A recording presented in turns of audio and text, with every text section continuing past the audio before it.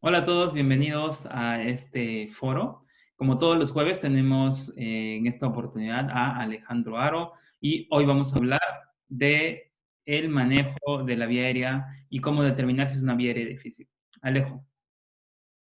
Hola, muchas gracias Juanito por la invitación. De nuevo, muchísimo gusto estar aquí compartiendo este espacio con ustedes y pues estoy muy gustoso de compartir este tema que es realmente bastante apasionante sobre cómo determinar una vía aérea difícil y no morirla en el intento. Tenemos mucha información con respecto a cómo determinar la vía aérea. Hay mucha información con respecto a saber cuándo intubar, cuándo ventilar, cuándo voy a determinar realmente que la vía aérea es difícil o no. Puede ser a veces muy complejo de discernir la información. Así es que en este foro les he preparado algunos puntos claves y algunas metas para que no fallemos en el intento y no naufraguemos mucho en toda la información que existe con respecto a la vía aérea y sobre todo saber si es difícil en el ambiente prehospitalario. Desde ahí vamos a dividir este foro con esta información.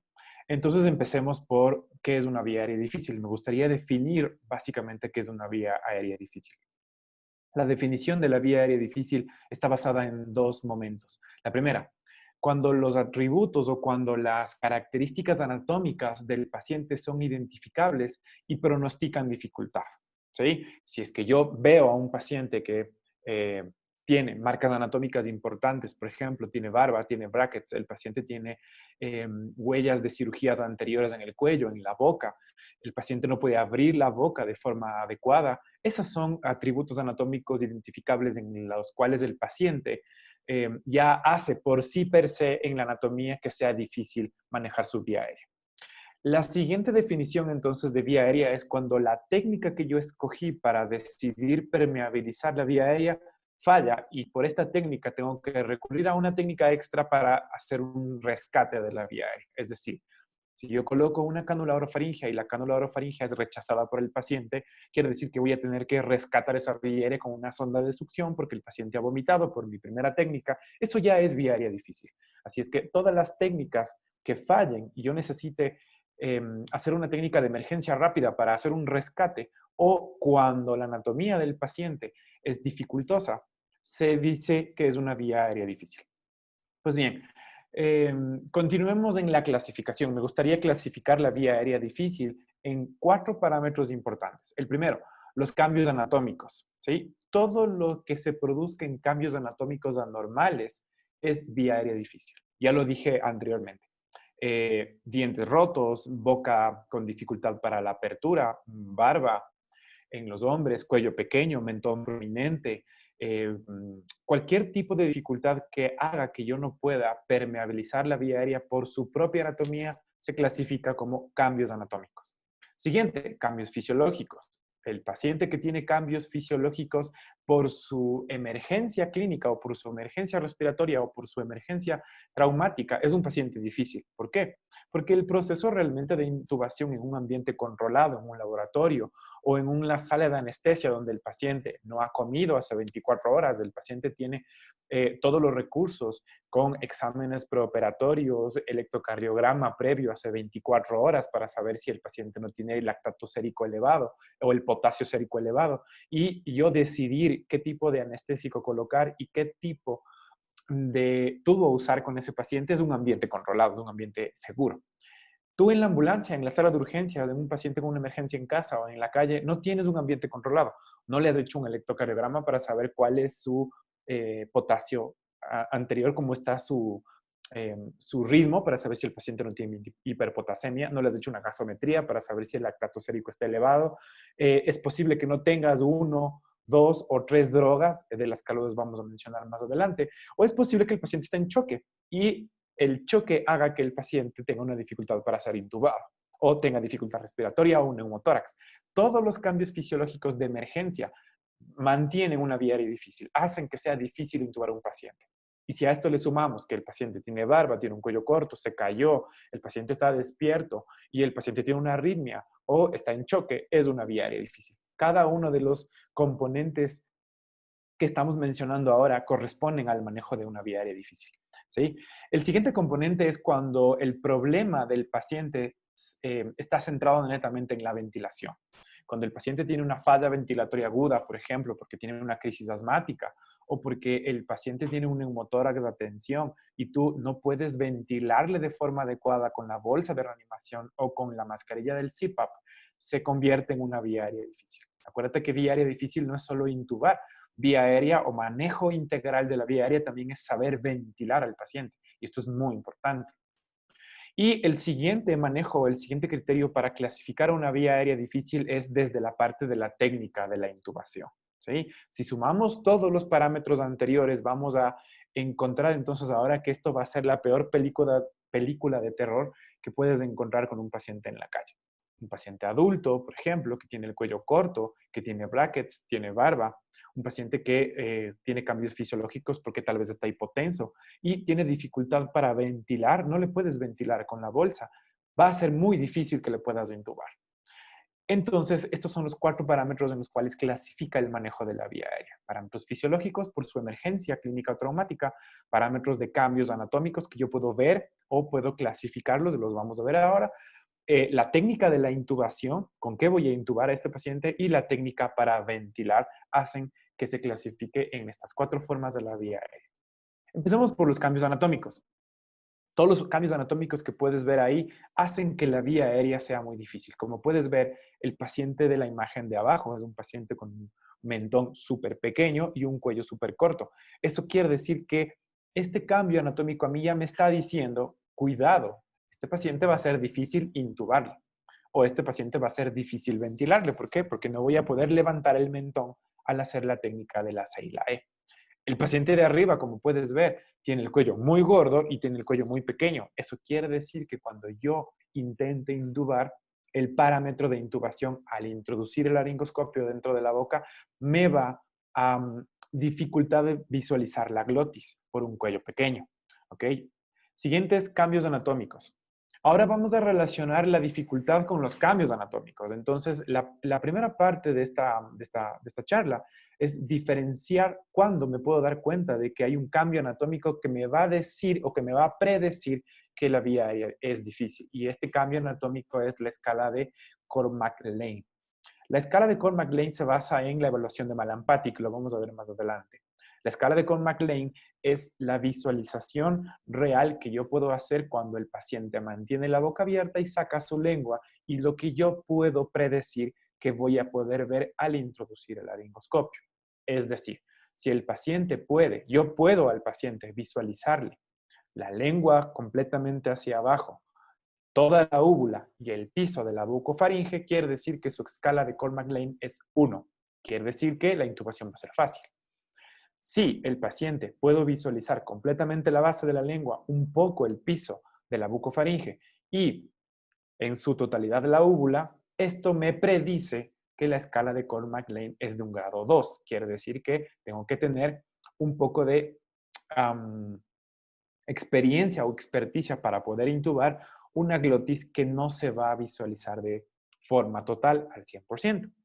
La escala de Cormack-Lane avanza en el grado 3 y el grado 4, que quiere decir que si yo no puedo visualizar ni el piso, ni el techo bucofaringeo, y ni siquiera puedo visualizar la úvula, eso me predice a que la visualización directa por laringoscopía de la glotis va a ser de grado 3 o de grado 4. A esto se lo clasifica como dificultad de la vía aérea al visualizar de forma directa con laringoscopio. ¿Qué debo hacer? Cambiar la técnica para intubar o escoger otra técnica para intubar o escoger otra hoja para predecir dónde está la dificultad, que es en el grado 3 y en el grado 4. Aquí tenemos otra escala anatómica que creo que todos nos hemos relacionado mucho con esta escala anatómica en la emergencia, que es la escala de Lemon o de Lemons. ¿Sí? La escala de Lemons hace una evaluación en visualización anatómica. O sea, lo que la escala de Lemons trata de predecir es que según su valoración de mirar la vía aérea, evaluar la apertura bucofaringe y el ángulo tiromentoniano, visualizar la apertura bucal con el Mallampati o ver si el paciente tiene obstrucciones y mirar la movilidad del cuello, nos podríamos predecir a que la escala de Lemon nos va a indicar que el paciente tiene dificultades para abrir la boca y a la dificultad para abrir la boca y de su ángulo tiromentoniano dificultar la intubación. ¿Por qué? Porque la intubación es un juego de ángulos. Mientras más el ángulo tiromentoniano se pueda mover con respecto a la presentación de la bucofaringe o de la presentación de la glotis en forma anterior, va a ser más fácil que el tubo ingrese. Mientras menos se pueda mover el cuello y menos el paciente pueda abrir la boca, la presentación bucofaringea con la glotis va a ser más difícil. Y esto nos predice esta escala de Lemon, pero tiene un problema, ¿ok? Que la escala de Lemon se debe hacer con un paciente en un ambiente controlado. No la puedo aplicar en la sala de urgencias, ni mucho menos en la ambulancia, porque el paciente ya está lesionado. Y si quiere decir que escogiste la técnica de intubación o de manejo, no necesariamente de intubación, de manejo de la vía aérea, el paciente ya está lesionado. No tienes tiempo para hacer lo que estamos haciendo en la imagen. Pedirle al paciente que se siente con la frente o con la nariz hacia adelante y hacer la técnica de evaluación del ángulo tiromentoniano y de la apertura bucal, que es abrir la boca, como ves en la imagen, con mínimo 3 dedos y mirar el ángulo tiromentoniano de 3-3-2. Esto se hace en un ambiente controlado. Es decir, la escala de Lemon no se usa en sala de urgencias ni en emergencia prehospitalaria. ¿Ok? Se traspoló al manejo de la TLS hace varios años, pero tiene una dificultad para visualizar Mallampati o para evaluar la apertura bucal y el ángulo tiromentoniano, el paciente tiene que estar sentado mirando al frente y el paciente no tiene que tener ningún cambio fisiológico importante. Es decir, esta escala no funciona en una emergencia. Pero, sin embargo, quiero que la mencionemos ahora como una forma de evaluación, cómo predecir para saber si el paciente tiene dificultad. Repito, la escala de Lemon no es una escala relacionada para urgencia prehospitalaria, ni urgencia hospitalaria. Se hizo en un ambiente y se creó en un ambiente controlado que es la sala de anestesiología para predecir en el prequirúrgico la intubación del paciente. ¿Okay? En esta imagen puedes ver la evaluación 3-3-2, que es la que te quiero tratar de mencionar. ¿Sí? Que es 3 dedos en apertura bucal, ¿ok? 3 dedos en largo de mentón y 2 dedos en ángulo tiromentoniano, desde el techo del maxilar, como puedes ver en la imagen, hasta el inicio del cartílago cricotiroideo. Si el paciente tiene como mínimo 3-3-2, el paciente va a tener una buena alineación del ángulo bucofaringeo y en la entrada de la glotis. Quiere decir que su vía aérea no va a ser difícil intubarla. ¿Okay? Pero repito, no es una escala que se usa en la sala de urgencias, ni mucho menos en la atención prehospitalaria, porque el paciente ya está lesionado y es posible que no tengas el tiempo para pedirle al paciente que se siente. ¿Sí? Esto también tiene que ver mucho con la primera escala, que es la escala de Cormack-Lane, que habíamos dicho relación de grado 1, 2, 3 y 4 de dificultad para intubar. Es lo mismo, viene del mismo principio. Para visualizar el Mallampati, como estamos viendo ahora en la imagen, el paciente tiene que estar sentado mirando al frente y el evaluador tiene que deprimir la lengua o el evaluador tiene que mirar la escala de Mallampati sin deprimir la lengua y sin incidir en su anatomía. Eso quiere decir que el paciente tiene que estar sentado. Este es otro de los problemas de la escala anatómica, que el paciente no tiene que tener una emergencia y tiene que estar sentado y mirar al frente.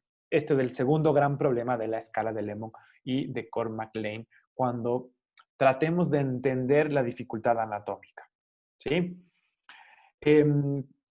Quiero plantear la siguiente pregunta. ¿Cuántos intentos son los requeridos para decir que la intubación endotraqueal es efectiva? O la pregunta que todos nos hemos hecho en el transcurso de nuestra carrera como paramédicos. ¿Cuántos son los intentos realmente que debo hacer para decir que la intubación es exitosa o para decir que la intubación es buena? Este es un artículo un poco viejo, pero realmente es un artículo bastante importante que explora que los intentos de intubación deben hacerse solo en una sola ocasión. Quiere decir que la importancia del éxito del primer paso cuando realizamos intubación endorraquial tiene que ser en el primer intento, porque mientras más intentos hay, como puedes ver en la imagen, aumenta el riesgo cardiovascular o aumenta el riesgo de barotraumatismo o aumenta el riesgo de daños anatómicos de la vía aérea. Por lo tanto, la respuesta es que la incidencia versus los intentos aumenta el riesgo mortal. Quiere decir que mientras más intentos hago de intubación, el riesgo de mortalidad aumenta. La curva es exponencial. Por lo tanto, el primer intento es el único al que se produce en éxito. Cambios fisiológicos. Aquí te voy a poner un ejemplo. Si el paciente tuviera cambios fisiológicos importantes por una lesión, por ejemplo, o por una emergencia clínica, es muy importante que entendamos que los cambios fisiológicos van a disminuir los intentos de intubación o van a producir cambios importantes a los intentos de intubación. Por ejemplo, como puedes ver en la imagen, un paciente que tiene una taquicardia, un paciente que está desaturando, un paciente que está hipotenso o que tiene dificultad para expulsar el CO2, es un paciente que tiene cambios fisiológicos importantes. Este paciente requiere manejo activo de la ventilación y manejo activo de la intubación. Pero el gran problema es que el paciente no va a mejorar con la intubación. Este paciente tiene que mejorar previo a la intubación. ¿Cuáles son los 4 parámetros que debo mejorar previo a la intubación? La presión arterial, la saturación, el EtCO2, la salida de CO2, si tuviera cómo monitorearla, mejorar la frecuencia respiratoria y mejorar la frecuencia cardíaca. Es decir, la intubación per se como tratamiento no mejora la fisiología del paciente. La fisiología del paciente está alterada por su emergencia, clínica o traumática. Tu deber es mejorar o reanimar a este paciente. Mejorar su presión arterial, mejorar su saturación, mejorar su CO2, mejorar su frecuencia cardíaca y su frecuencia respiratoria para así luego intentar intubar a este paciente. Por eso te he puesto aquí otros cambios fisiológicos. Si entendemos entonces que cuando reanimamos al paciente antes de intubar y sus constantes vitales han mejorado, es probable que el intento de intubación sea exitoso. Segundo punto importante. Todos los pacientes, se ha demostrado en los estudios que todos los pacientes que fueron intubados previo a la no reanimación, es decir, un paciente en hipoxia, un paciente en hipotensión, un paciente con taquicardia supraventricular o cualquiera de las emergencias que se pueda presentar, los pacientes tienen mayor mortalidad, es decir, el doble de muerte. Es posible que tú al primer intento intubes al paciente, pero si intubaste a un paciente hipóxico o intubaste a un paciente hipotenso, es muy probable que este paciente tenga menos probabilidades de vivir. Pero la respuesta es, bueno, pero ya le intubé. Perfecto. La respuesta no es intubar. La respuesta es que la intubación del paciente mejore su parámetro fisiológico y tenga menos probabilidad de estancia intrahospitalaria. Y esto se consigue primero con lo que ves en la imagen. Reanimar antes de intubar, que es lo más importante en los cambios fisiológicos. Y metas. Tienes 3 metas para intentar antes de intubar reanimar al paciente. La primera meta es reanimar la saturación, que la saturación siempre suba del 91%. Pero si tú eres un médico o un paramédico de la sala de urgencias o de la ambulancia, que trabajas en un lugar que es muy alto, por ejemplo, en una ciudad que no está a una atmósfera de presión y que está sobre los 1500 metros, la presión parcial de oxígeno cambia y por lo tanto, al cambiar la presión parcial de oxígeno, la saturación, que es un método indirecto, también cambia. Así es que el mejor método es no fiarse de la saturación. El mejor método es medir la presión arterial en gases arteriales, pero pues como estamos en la ambulancia y en una sala de urgencias donde el trabajo tiene que ser rápido, no tengo el tiempo para medir la presión arterial de oxígeno en el plasma, lo mejor es fiarse de un método indirecto y el mejor método indirecto es la saturación de oxígeno. Pero, si, repito, vives en un lugar un poco alto, sobre los 1500 metros, no te fíes en la saturación de 91. Tu meta tiene que subir a mínimo 94. Así es que entiende que si vives en una ciudad más alto de 1500 metros o que tiene menos presión de una atmósfera, la meta con estos pacientes es que no saturen 91. 91 para estos pacientes ya es hipoxia. Que saturen más de 94 si viven en una ciudad alta. Si viven en una ciudad costera a una atmósfera de presión, la meta puede ser 91, no hay ningún problema. ¿Okay? Estos dos cambios son súper importantes. Segunda meta, la presión arterial sistólica. Si fuera un paciente de trauma, tiene que estar sobre los 90 milímetros de mercurio. O si tuviera el tiempo para hacer el cálculo de la presión arterial media, la presión arterial media es un buen indicio de cambio hemodinámico. Eso quiere decir que si la presión arterial media es más de 65 milímetros de mercurio, hay un buen cambio hemodinámico y eso quiere decir que el gasto cardíaco, la precarga y la poscarga es buena y el paciente durante el intento de intubación no se va a chocar, o sea, no va a bajar su presión arterial. Y El tercer método, o perdón, la tercera meta para estos pacientes es la frecuencia respiratoria. Todos los pacientes que estén en falla respiratoria aguda antes de intentar intubar, hay que corregir su volumen corriente. Y su volumen corriente se corrige presionando la bolsa de reanimación. Así es que cuando presione la bolsa de reanimación, voy a controlar su frecuencia respiratoria, controlar su volumen minuto, su volumen corriente y controlar al mismo tiempo su volumen tidal. Por lo tanto, la frecuencia tiene que ser 12.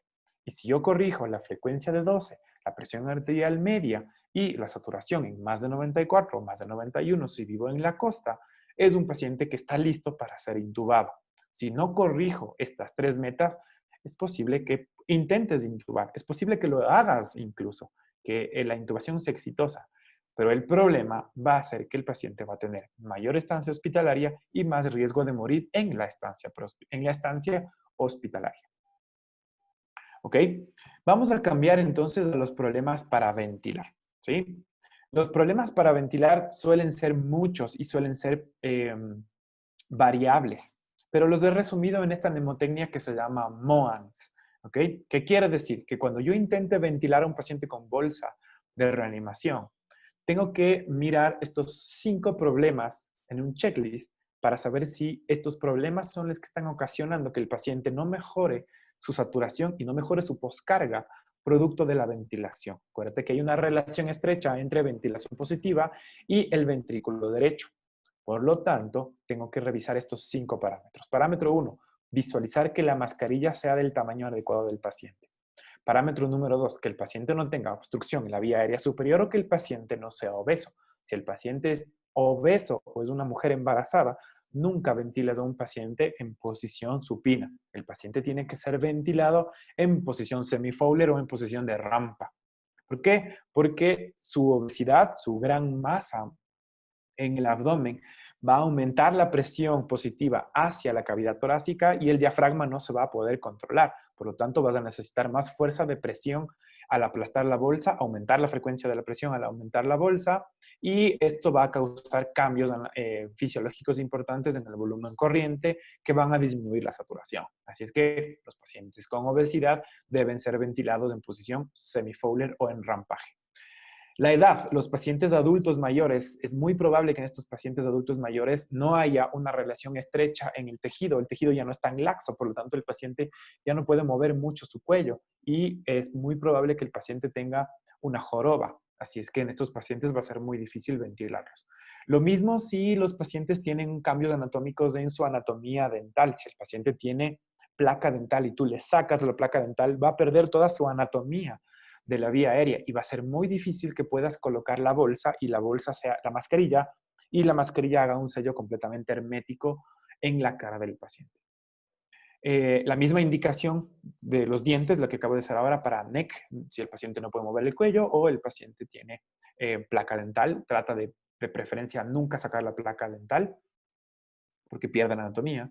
Y la S de Steve Lungs, que quiere decir disminución de la complianza pulmonar, que es enfermedades que pueden disminuir el porcentaje de saturación de cómo el glóbulo rojo está saturado de oxígeno, o hay enfermedades en las cuales los alvéolos están colapsados, por ejemplo, o normalmente el paciente tiene una saturación anormalmente baja por su enfermedad pulmonar anterior, como es el caso de la EPOC, por ejemplo.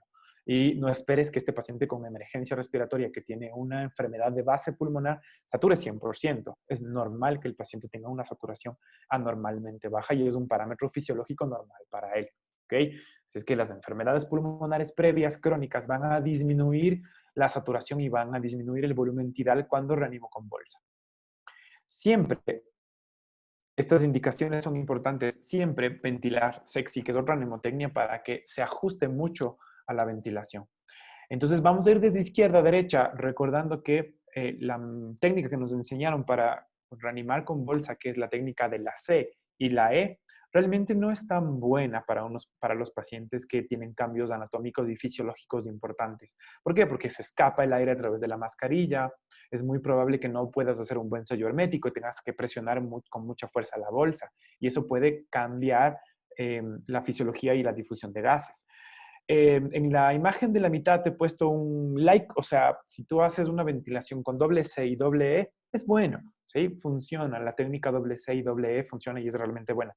Pero sobre esta técnica hay otra que es mucho mejor, que es presionar la mascarilla sobre la cara del paciente con 2 pulgares hacia adelante, por eso te puse 2 pulgares, y con los 4 dedos traccionar el mentón hacia atrás. Y así estoy haciendo doble presión. Presión desde arriba de la cara y presión desde la mascarilla hacia el mentón. Y esta es la mejor técnica para ventilar a un paciente en emergencia respiratoria aguda previo a la intubación o antes de decidir cualquier otro método para cambiar de la ventilación. Y la mnemotecnia sexy refiere a 4 parámetros. Siempre ventilar con un segundo proveedor. Por lo tanto, la primera imagen la vamos a desechar. Nunca ventilar yo solo y controlar solo la vía aérea. Siempre elevando la cabeza, a excepción de que el paciente no tenga un traumatismo, siempre elévale la cabeza. La posición semi-Fowler va a mejorar mucho la forma en cómo ingresa el aire en la ventilación del volumen corriente. Y siempre usa un dispositivo extra para ventilar. Nunca le ventila al paciente solo. Usa puntas nasales para reanimación. Usa una cánula nasofaringea, por ejemplo, con puntas nasales para mejorar el FiO2. ¿Ok? Usa una cánula orofaringea si el paciente está inconsciente y siempre, siempre, siempre tenga a la mano el Jankauer, porque es posible que si estás asustado, tu segundo proveedor no corrige bien la válvula, la bolsa, perdón, el paciente no, el segundo proveedor no ventila bien con la bolsa, es posible que si aumento la frecuencia de ventilación con la bolsa, el paciente pueda vomitar. ¿Ok? Entonces, usa un Jankauer para estar listo por si el paciente vomita, porque la hiperventilación en los paramédicos y en los médicos de urgencias es bastante común realmente. Y así es que es posible que no le ventiles de forma correcta, le ventiles muy rápido y el paciente vomita y puede broncoaspirar. Para evitar eso, usa el Jankauer. Vamos a la siguiente indicación importante. Entonces, ahora vamos a clasificar la vía aérea. O sea, ¿cómo voy a describir qué es un proceso de vía aérea fallida? O sea, cuando yo he fallado la vía aérea o vamos a clasificar en conceptos, decir cuándo la vía aérea es fallida. Primer punto importante. Se describe que la vía aérea es fallida cuando fracasa el mejor intento de intubación. En situaciones cuando yo estoy forzado para actuar a intubar. Es decir, tengo un paciente grave en parada cardiorrespiratoria, por ejemplo, y el tratamiento es intubar. Pues si el tratamiento es intubar, hay que intubar, pero puede ser que falle los intentos de intubación. Y en estos intentos de intubación, cuando el mejor intento de intubación ha fallado, se dice que es una vía aérea difícil. Siguiente parámetro importante, que a pesar de que el paciente esté intubado o a pesar de que el paciente esté ventilado con bolsa, la saturación no suba de 90. Eso es una vía aérea fallida. ¿Ok? Repito, a pesar de que el paciente esté ventilado con bolsa o incluso intubado, si la saturación no ha subido de 90, es un intento de vía aérea fallida. Pero tú me dirás o tú te estarás respondiendo, ay, pero ya está intubado. El hecho de que esté intubado no quiere decir que haya buen intercambio gaseoso. ¿Sí? Y tercer intento importante. Cuando por 3 intentos fallidos de intubación orotraqueal por un personal de emergencia no se logra intubar. ¿Ok? Ya habíamos dicho que nos habíamos basado en la primera parte de la medicina basada de evidencia que decía que el mejor intento de intubación era 1. ¿Sí? Pero aquí describimos que vía aérea fallida es cuando el profesional con mayor experiencia de intubar ha fallado al menos en 3 intentos. Eso quiere decir que es una vía aérea fallida. No vas a tener que continuar con el mismo proceso de intubación. ¿Qué tienes que hacer? Tienes que cambiar de técnica, cambiar de proveedor o algo tienes que cambiar. ¿Sí? Me voy a adelantar un poco para explicar esto. ¿Qué quiere decir intentos de intubación entonces o vía aérea fallidas? Quiere decir que el proceso que estableciste para llegar a este objetivo falló y falló en algún punto del proceso, en identificar anatomía, en identificar fisiología, en identificar técnica para intubar o en identificar técnica para ventilar. ¿Cuándo vas a efectuar una vía aérea definitiva a pesar de que la vía aérea sea difícil? Cuando en el proceso cambies un parámetro. ¿Ok? Por ejemplo, si el paciente está en posición supina y le intubo en semi-Fowler, es posible que ese intento mejore la intubación. Si tal vez intubo con hoja curva y siempre intubé con hoja curva y el paciente tuvo difícil intubación, ¿qué tal si cambio la hoja curva por una hoja recta? ¿Qué tal si cambio el tubo? ¿Qué tal si pongo otro tubo? ¿Qué tal si hago otro intento de ventilar? ¿Okay? Cada vez que yo vea una vía aérea fallida, no vuelvas a repetir el mismo proceso, porque vas a seguir fallando. ¿Cuál es la respuesta? Cambiar el proceso por el cual llegué a la intubación. Y de intubación, llámese también no solo a intubación con laringoscopio. Intubación también entiéndase a introducir un dispositivo supraglótico. Vamos a los problemas para la intubación entonces. ¿Cuándo determino que hay problemas para la intubación y cuál es el mejor indicador para determinar que hay problemas para la intubación prehospitalaria? Esta es la mejor mnemotecnia para describir problemas para la intubación, porque ya describimos las mnemotecnias Lemon y las mnemotecnias Cormac-Lane para la anatomía, pero hay una mnemotecnia específica realizada para problemas de la intubación en prehospitalaria y la mejor mnemotecnia que ha demostrado ser efectiva para problemas prehospitalarios es esta mnemotecnia que se llama GEBEN, que es valorar la hipoxemia. Si un paciente está hipoxémico antes de la intubación, esto es previo a la intubación, ¿no? Si el paciente está hipoxémico previo a la intubación va a ser difícil. Si el paciente tiene edades extremas, si es un niño o si que pesa menos de 20 kilos o si es un adulto mayor, vas a tener problemas para la intubación, por el tejido que es muy laxo, por la cabeza muy grande del paciente pediátrico o porque el paciente adulto mayor tiene cambios en su anatomía de la vía aérea. Lo siguiente, anatomic disruption, si el paciente tiene problemas en su tejido anatómico, lo que habíamos mencionado al inicio del foro, si el paciente tiene dientes rotos, por ejemplo, tiene brackets, el paciente tiene barba, el paciente tiene cuello corto, el paciente tiene mentón prominente, mandíbula pequeña.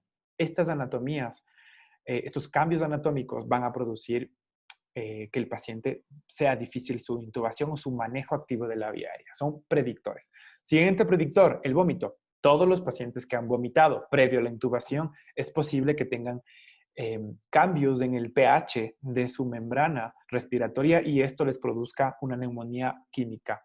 Así es que es muy importante saber ventilar a los pacientes antes que vomiten. Un paciente que ha vomitado previo a la intubación es un paciente que va a empeorar en el proceso, ¿sí?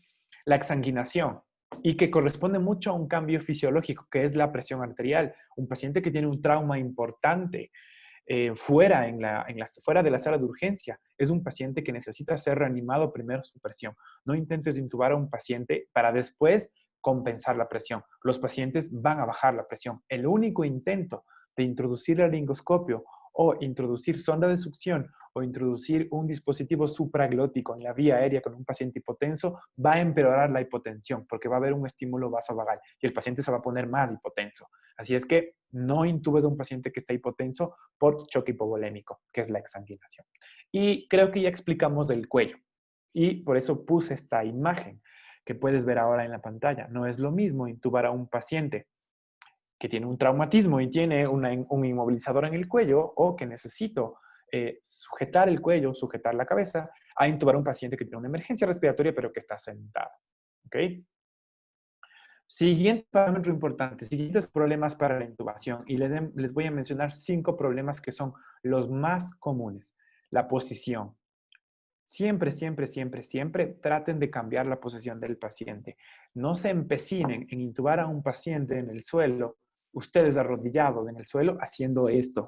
Es muy difícil esa parte de la intubación, porque no suben al paciente a la camilla, suben la camilla y ustedes intuban al paciente de pie. Puede ser una muy buena opción, porque no al paciente le intuban en una posición de rampa, como pueden ver en la imagen. Miren cómo puede cambiar la elevación del mentón con respecto a la presentación del tórax cuando yo solo subo la cabeza del paciente o hago un rampaje en el paciente. Traten siempre de no intubar casi nunca en posición supina. Va a ser muy difícil. Y les aseguro que los intentos de intubación en posición supina y mucho peor en posición supina en el suelo van a ser casi fallidos en la gran mayoría de veces. Obvio, si tengo un paciente en parada cardiorrespiratoria extrahospitalaria y el paciente está en el suelo, no puedo cambiar la reanimación para parar la reanimación, subir la camilla, reanimarle para intubarle. Ese es uno de los únicos casos. La saturación menor de 90. Siempre este es el mejor parámetro predictor. A pesar de que la saturación es indirecta, es un método indirecto, es un buen predictor. Así es que si la saturación previo a la intubación es menor de 90, no le intentes intubar.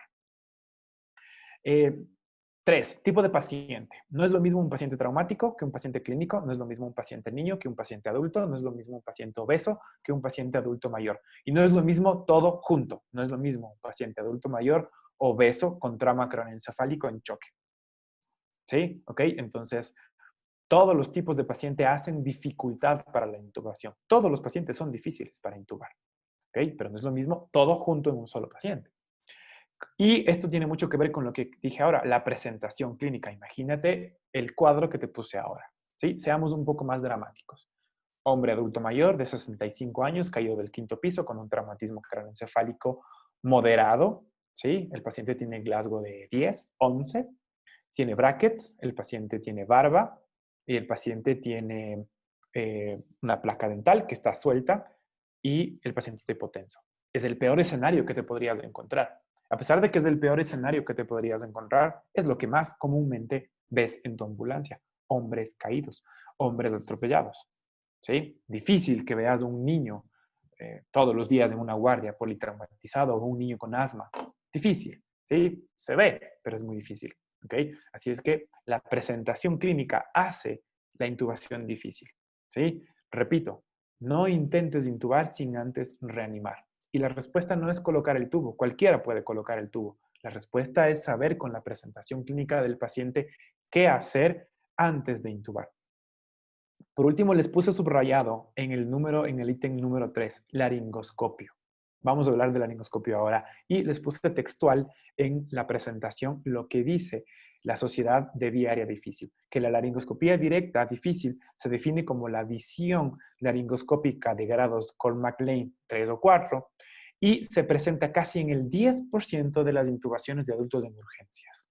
¿Sí? Es que no es tan común realmente, pero si hablamos de 10% de una emergencia, pues es un gran número, ¿sí? Así es que cuidado, si yo no tengo el tiempo para pedirle al paciente que se siente, abra la boca, saque la lengua, es posible que de todas tus salidas en la ambulancia o de todos los pacientes que lleguen a tu sala de urgencias, uno de ellos sea estos pacientes. Uno de ellos sea un paciente con escala de Coll-McLean 3 o escala de Coll-McLean 4.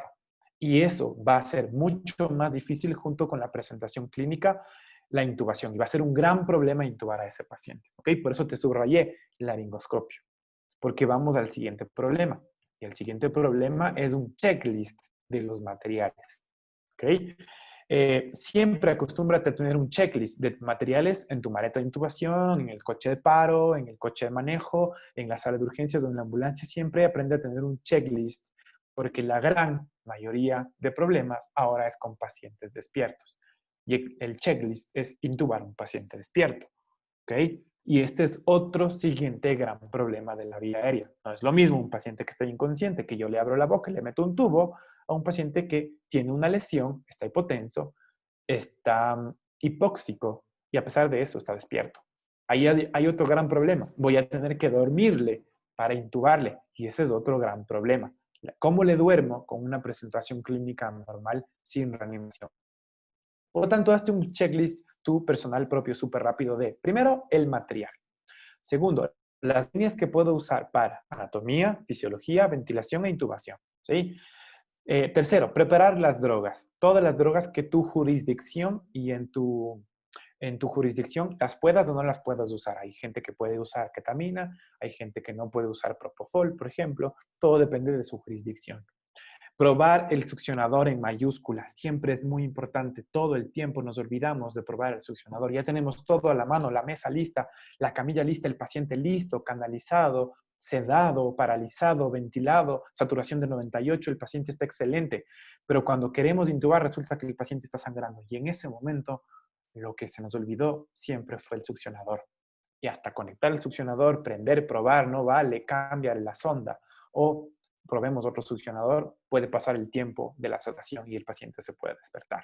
Así es que una de las cosas más importantes para intubar a un paciente despierto o inconsciente es probar el succionador. Una línea endovenosa. Es muy importante siempre tener permeable la línea endovenosa. ¿Para qué? Para pasar drogas, para pasar analgésicos y para resucitar la presión arterial. Aunque parezca obvio, no es tan obvio. ¿Sí? Paren la ambulancia. No intenten intubar con un paciente en ambulancia en movimiento. ¿Sí? Es obvio. Paren la ambulancia. La velocidad del crucero, o la velocidad crucero a la que viaja la ambulancia, va a ser difícil el proceso. Por último, la saturación versus el CO2. El método indirecto es bueno, pero el mejor método para saber si el tubo está bien colocado es un medidor de CO2. Por lo tanto, busca si sea colorímetro, cuantitativo o cualitativo o con onda capnográfica, pero busca, si es que tu jurisdicción y tu ambulancia te permite, preferiblemente es mejor usar el CO2 versus el saturador. ¿Sí? Y aplica el juicio clínico, riesgo-beneficio. ¿Ok? A ver, pensemos, estamos con un paciente grave, con trauma craneoencefálico que está sangrando, está en choque y el tratamiento va a ser difícil. El paciente va convulsionado ya por 2 ocasiones, pero el hospital está a 5 minutos. ¿Para qué voy a perder el tiempo en intubarle? Porque mejor no le llevo al hospital. Eso es todo. Ahí está el juicio clínico, se acabó el foro. ¿Sí? El juicio clínico prima sobre todo lo que he dicho antes. Aplica tu propio juicio clínico. ¿Sí? Para los pacientes despiertos, la secuencia rápida de intubación farmacológica es muy importante. Por lo tanto, te puse aquí todas las P's para intubar. Preparación de todo el material con la preoxigenación de mayor del 90%. Preintubación óptima, que yo tenga todo listo. ¿Sí? Preintubación con guía, con buggy, con varios tubos, por ejemplo. Parálisis con inducción. Nunca intentes intubar a un paciente solo con benzodiazepinas. Eso es uno de los grandes errores de la intubación. Paralízale al paciente, dale analgesia, sedale y luego paralízale. ¿Sí? El posicionamiento, ya hablamos, no intentes intubar a un paciente nunca en posición supina. Es uno de los grandes errores por los cuales fallan las intubaciones. Y colocación con prueba. No te quedes con el tubo adentro. ¿Sí? Ya está intubado, conectemos la bolsa y se acabó. No, pruébale. Busca parámetros fisiológicos, cómo se eleva el pecho, si cambió la coloración, si subió la saturación, si ha mejorado la salida de CO2, es muy importante. Y manejo de la postintubación. Fija bien el tubo, verifica que la presión arterial no haya bajado, verifica que el paciente no haya hecho una arritmia. Eso es súper importante. ¿Ok? Y en secuencia de la secuencia rápida de intubación farmacológica vamos a hablar de cómo usar las drogas. Primera parte de las drogas. Siempre, siempre, siempre en este orden usar un opioide. Si no tengo un opioide, pues reemplazar por un hipnótico, pero es mejor de preferencia usar esta forma de secuencia de drogas. La primera droga que se debe usar es el fentanilo. ¿Okay? Esto me va a ayudar a calmar al paciente, a bajar su secreción de catecolaminas y el fentanilo es un buen medicamento que también sirve como un gran analgésico. ¿Sí? El problema del fentanilo es que el fentanilo puede ser muy hipotensor, así es que por eso habíamos hablado. Primero sube la presión para luego intentar intubar con drogas que es el fentanilo. Segundo, usa un hipnótico, un sedante hipnótico, que pueden ser benzodiazepinas. No es la mejor recomendación usar benzodiazepinas realmente. Hay otras drogas mejores que son hipnóticas como el propofol o como el etomidato o como la ketamina. La mejor droga que yo te recomendaría, no te puedo decir el propofol es mejor que el etomidato o el etomidato es mejor que el propofol. Todas tienen sus ventajas y sus desventajas. Algunas deben ser refrigeradas, otras preparadas, por ejemplo. Pero en ventaja, la ketamina sobre las otras 2 drogas es un medicamento que se puede usar de forma segura cuando tengo un paciente que está en choque, porque la ketamina es un disociador y la ketamina puede usarse con un paciente en hipotensión por sangrado. Así es que es mucho mejor. Y relajantes musculares. Hay muchos relajantes musculares que pueden ser bloqueantes neuromusculares, despolarizantes o no despolarizantes. Todo depende de tu juicio clínico al aplicar la farmacología. ¿Qué es mejor usar? Rocuronio, succinilcolina, vancuronio. Todo va a depender, ¿sí? Todo va a depender. Pero 2 cosas importantes con respecto a los relajantes musculares. Los relajantes neuromusculares son realmente bastante seguros y este procedimiento se hace siempre en este orden, primero para analgesiar, luego para sedar y al final, cuando ya está listo todo, en el último minuto se coloca el relajante muscular para que se paralice el diafragma y el paciente entre en apnea. O sea, yo quiero que el paciente deje de respirar, claro, para que baje la actividad cerebral y le pueda poner el tubo. Así es que este es un protocolo de secuencia rápida farmacológica asistida al cual yo le voy a llevar a la apnea al paciente. ¿Sí? Primer punto importante, la primera meta de la analgesia es usar fentanilo entre 50 y 100 microgramos. Segundo punto importante, aquí tienes las dosis de los medicamentos con respecto a sedación. Etomidato a 0,3, ketamina a 1,5 y propofol a 1,5 miligramos. ¿Sí? Y tercer dato importante, la paralización. Siempre al final la paralización, no al inicio, porque esto puede producir apnea. Y acuérdate que el paciente que entra en apnea deja de mover el diafragma, por lo tanto deja de respirar. Este es el último medicamento que se debe usar. La mejor recomendación es usar rocuronio a dosis de 1,2 miligramos kilo y la ventaja del rocuronio es que el rocuronio hace efecto entre 30 a 60 segundos. Así es que la mejor recomendación que te podría dar si vas a usar rocuronio es no colocar el rocuronio antes de haber visualizado la glotis. Quiere decir que en la meta 2 ya podrías estar intentando hacer la laringoscopía y visualizar un poco más o menos cómo está la glotis para adelantarte, para saber si es difícil o no es difícil. Para cuando yo visualice la glotis, colocar el rocuronio, sacar el tubo, sacar el laringoscopio, ventilar otra vez y cuando ya esté paralizado, después de un minuto de rocuronio, intentar la intubación de forma exitosa. La succinilcolina es buena, sí, pero es un poco problemática cuando yo estoy trabajando en una emergencia, porque es probable que el paciente previo a la emergencia, el paciente tenga enfermedades de base como hipercalemia, por ejemplo, una emergencia por hipercalemia, ¿sí? Y la succinilcolina puede aumentar un poco el lactato sérico. Y si el paciente ya tenía su lactato sérico elevado y tú le das succinilcolina, A más A es doble A. Eso quiere decir que el paciente va a hacer hipercalemia. Y la hipercalemia es un precursor de una arritmia cardíaca por desplazamiento de la meseta cardíaca y el paciente va a entrar en un arresto cardíaco. Así es que, de preferencia, si vas a usar succinilcolina, date un tiempo para tomar un electrocardiograma de derivaciones o al menos hacer una exploración rápida del monitor.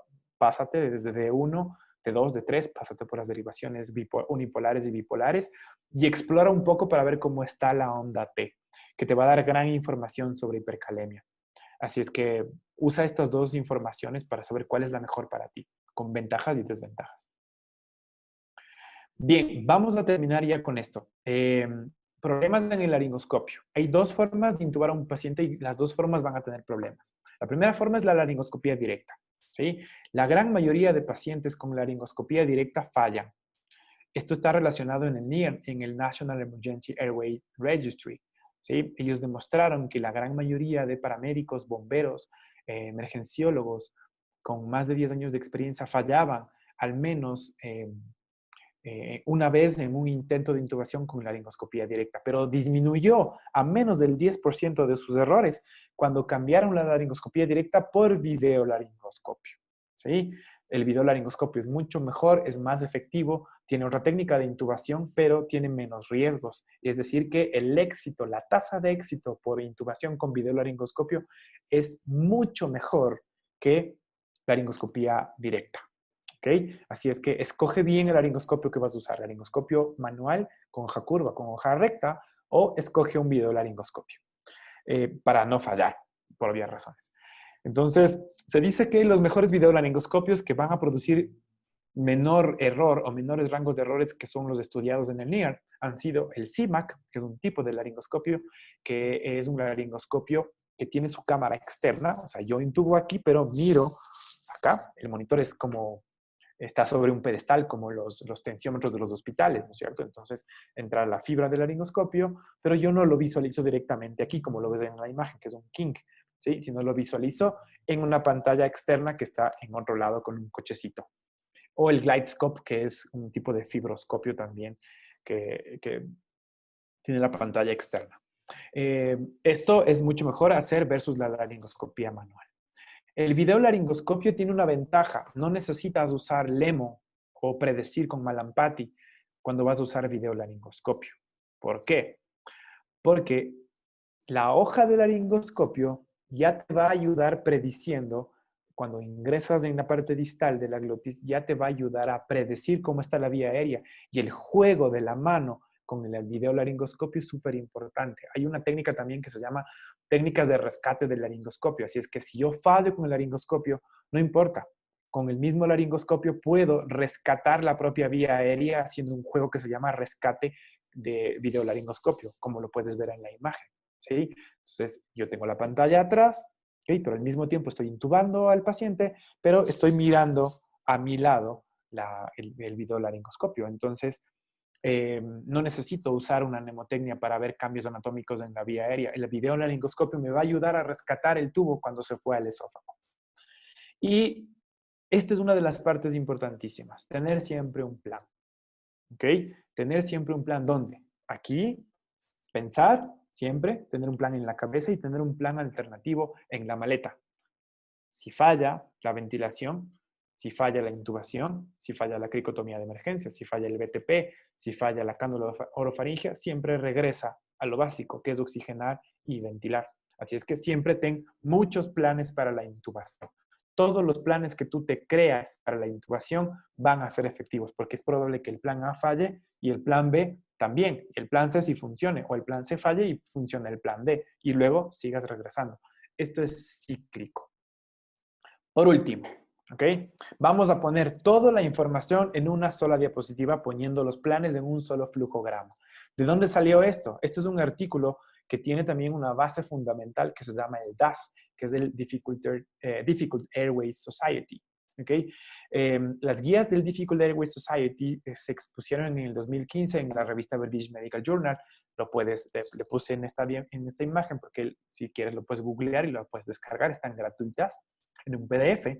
Y estas guías lo que hacen es ayudarte a ti con un plan de intubación previo a la intubación o durante la intubación. Así es que todo lo que he hablado ahora lo vamos a resumir dentro de las guías DAS de intubación, que es el manejo para las guías, de la guía para las vías aéreas difíciles. ¿Sí? Que es la revisión de la guía de intubación difícil y con esto vamos a terminar este foro. Plan A. Siempre el plan A es intentar ventilar o hacer una intubación endotraqueal. ¿Ok? ¿Con qué? Con laringoscopía. ¿Laringoscopía directa o laringoscopía con visualización? Con videolaringoscopio, lo siento. Entonces, sí, es exitoso, listo, el paciente está intubado, se acabó el plan A. Vamos al plan B. Si falló la intubación con videolaringoscopio o falló la intubación con ventilación, vamos a un plan B. El plan B es mantener la oxigenación y usar un dispositivo supraglótico. Pero cuando el dispositivo supraglótico ha sido exitoso, introdujiste el dispositivo exitoso, la guía te dice, ok, para y piensa. Piensa primero, si el paciente está despierto, ¿cómo lo vas a mantener? Estuvo despierto, ¿cómo lo vas a mantener sedado para llevar al hospital? Vas a tener que hacer una bomba de infusión para mantenerlo sedado con drogas. ¿Ok? ¿Qué es mejor? ¿Intubar la tráquea o intubar la tráquea, sobre la glotis con un dispositivo supraglótico? ¿Qué es mejor?